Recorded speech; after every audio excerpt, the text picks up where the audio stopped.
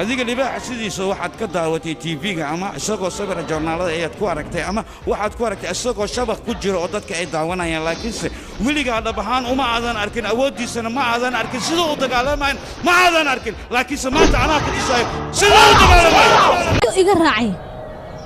wuxuuna idhahay waan israacinaa anigaa koo meesheeda tagay kadib meeshaan sida aalida ku badata ninka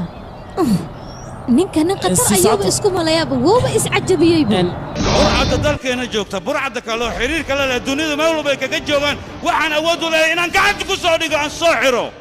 haye oo aniga isoo tabagelaysaa miya ma waxaad ii malaysaa gabdhaha qaar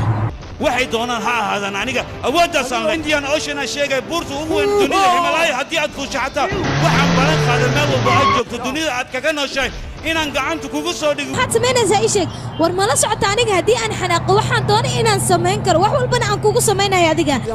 ay dhali baad tahay labiskana waxaan u xirtay burcad inaan waddanka ka safeeyo mudane waan ku baryaa yaa ii wacay aniga degmo kama socdo tuulo kama socdo xaafadna kama socdo